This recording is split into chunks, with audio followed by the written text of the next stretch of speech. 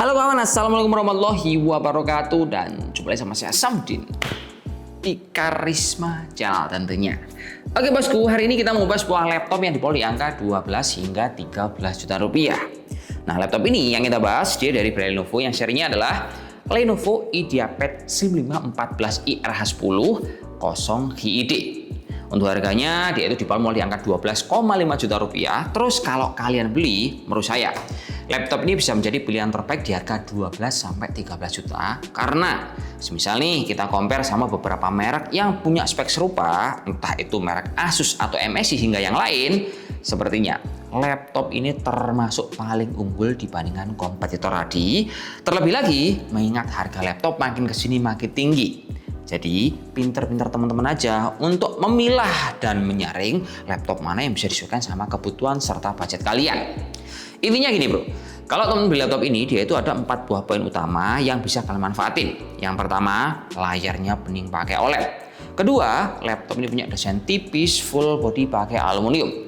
Ketiga, secara performa ini udah bisa diandalkan karena pakai dapur pacu prosesor Intel Core i5 High Performance Series termasuk opsi upgrade jangka panjang. Keempat, laptop ini juga punya baterai super awet, bisa 8-9 jam, itu pun tanpa cicak sama sekali. Jadi kalau kita lihat kelemahannya di mana? Kelemahannya adalah laptop ini stoknya udah pada limit. Semisal teman-teman ingin merefleksikan informasi ini, kalian cek aja di marketplace. Yang punya stok ini hanya ada di beberapa tempat toko marketplace.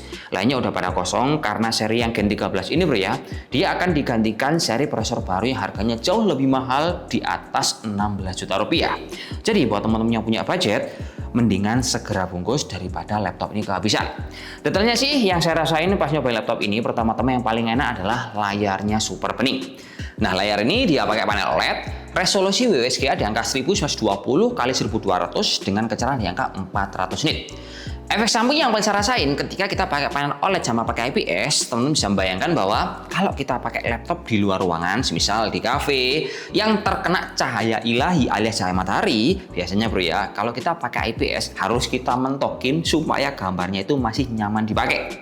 Nah, kalau kalian pakai panel OLED, ini nggak perlu kalian maksimalin, cukup 80%, gambarnya udah nyaman, warnanya juga akan tetap cerah. Geser ke bagian kamera, laptop ini pun dikasih hardware yang bagus, resolusi tinggi di angka 1080p 30 fps yang memungkinkan buat teman-teman yang bidang pekerjaannya sebagai seorang pekerja remote, freelancer, yang sering ketemu klien lewat Google Meet, laptop ini akan menjadi andalan buat kalian. Tapi minusnya, dia juga tetap ada bro ya, karena di bagian kamera ini tidak punya fitur utama yaitu Windows 3 Effect, cuman dia ada kelebihan di sisi yang lain, yaitu kameranya bisa kita manfaatin untuk bisa bikin password pas kita mau pakai login. Jadi kameranya multifungsi, layarnya bening nyaman dipakai.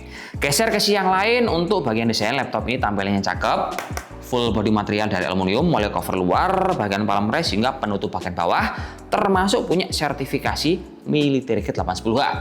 Lalu kita buka, pertama kali laptop ini bisa kita pakai satu tangan. Nah, dia seperti ini, cuman untuk dibukanya dia nggak bisa lurus, mantoknya seperti ini. Tapi setidaknya kalau kita buat kebutuhannya presentasi sama klien yang ada di hadapan kalian, ini udah cukup memudahkan. Geser ke sisi yang lain, laptop ini juga punya performa yang cukup nendang. Dia pakai dapur pacu Intel Core i5 Gen 13, tepatnya 13420H, yang sudah terbukti bahwa prosesor ini sering dipakai di prosesor gaming. VGA-nya dia punya VGA Intel UHD grafis. RAM-nya punya dual channel 8x2, totalnya 16GB pakai DDR5, yang masih bisa kita maksimalin hingga di angka 32GB.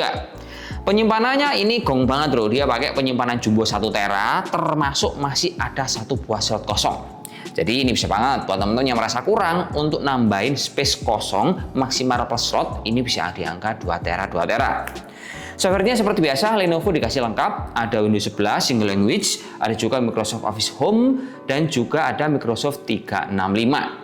Terakhir untuk garansinya, laptop ini dikasih jaminan garansi selama 2 tahun plus ADP, jadi kalau ada kerusakan, nggak usah khawatir, tinggal bawa ke service center, nanti akan di cover selama 2 tahun dan ADP-nya bisa berkali-kali kawan.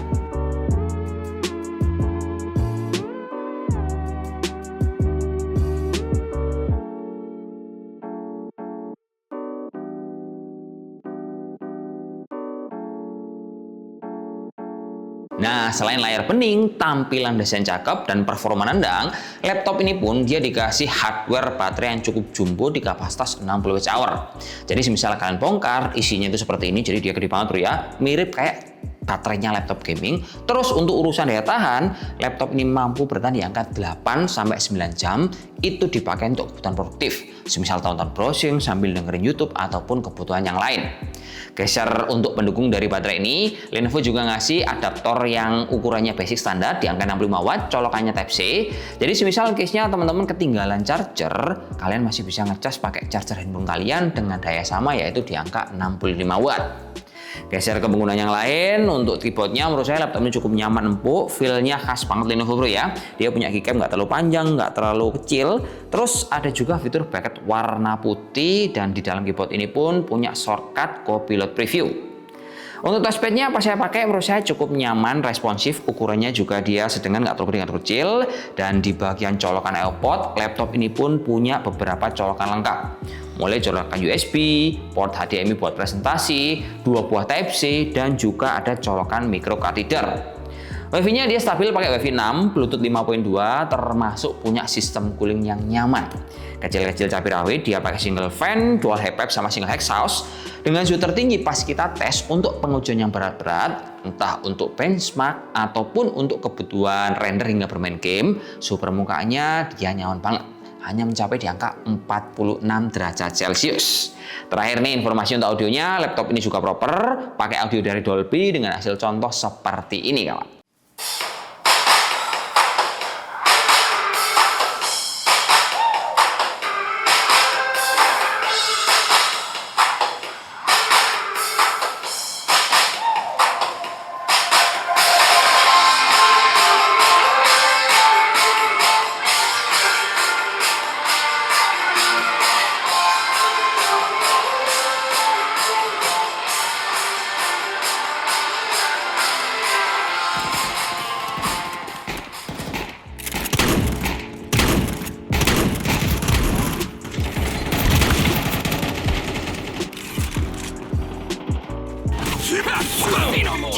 I let my guard down.